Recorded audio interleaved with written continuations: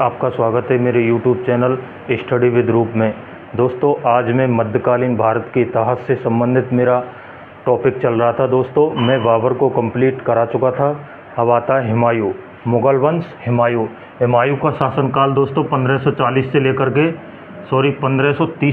के 1540 के मध्य माना जाता है। इसके दो शासनकाल माने जाते हैं दोस्तों, एक 1555 से 1556 के बीच में भी इसका शासनकाल माना जाता है। इन दोनों, पहले इसको देखते हैं फिर इसको देखते हैं। दोस्तों, ये हुमायूं का पार्ट 1 है, पार्ट 2 और आएगा दोस्तों। चलो देखते हैं। हुमायूं का मूल नाम था नसरुद्दीन मोहम्मद हुमायूं। हुमायूं का नाम क्या था दोस्तों? नसरुद्दीन मोहम्मद हुमायूं था। इनके पिता का नाम दोस्तों बाबर था। क्या था? बाबर। इनकी माता का नाम माहम बेगम था। क्या था दोस्तों? माहम बेगम। इनके पिता का नाम बाबर था और माता का नाम माहम बेगम था। इनका जन्म 6 मार्च 1508 में काबुल में हुआ था। कहाँ पर हुआ था दोस्तों? 1508 में काबुल में हुआ था। इनका राज्य अभिषेक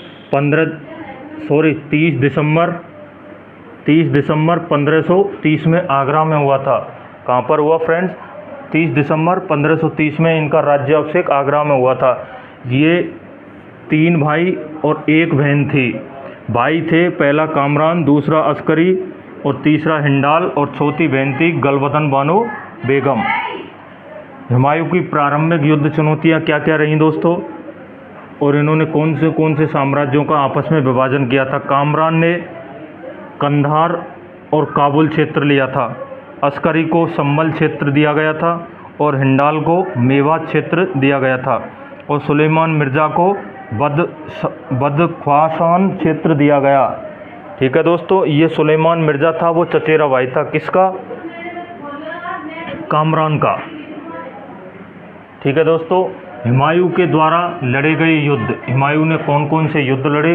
अपने जीवन काल में क्या क्या संघर्ष रहा? पहला युद्ध आता है कालिंजर का युद्ध। कालिंजर का युद्ध 1530 में हुआ था फ्रेंड्स। कालिंजर के शासक प्रताप रुद्रदेव थे। ठीक है दोस्तों, कौन थे? प्रताप रुद्रदेव थे। इनका अफगानों से मित्रतापूर्ण संबंध था। किसका? हुमायूं का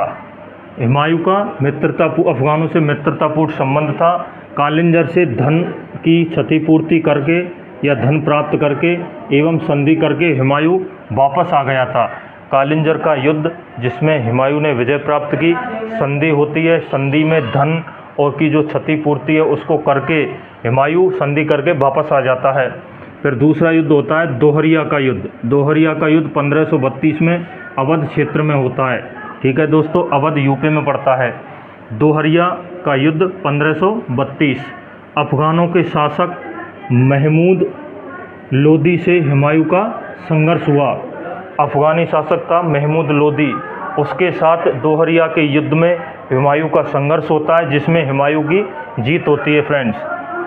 महमूद लोदी का सहयोग शेर खान ने दिया था। किसने दिया था दोस्तों? शेर खान ने दिया था।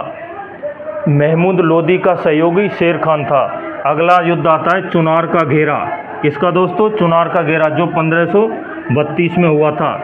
हुमायूं ने चुनारगढ़ को शेर खान से छीनना चाहा पर संधि हो गई थी।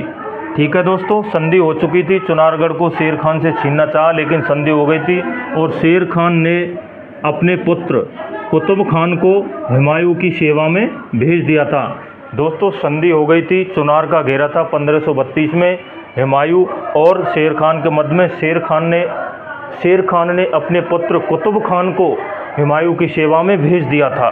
बहादुर शाह से संघर्ष होता है दोस्तों 1535 से 1536 में। दोस्तों, गुजरात के शासक बहादुर शाह से हुमायूं का संघर्ष हुआ।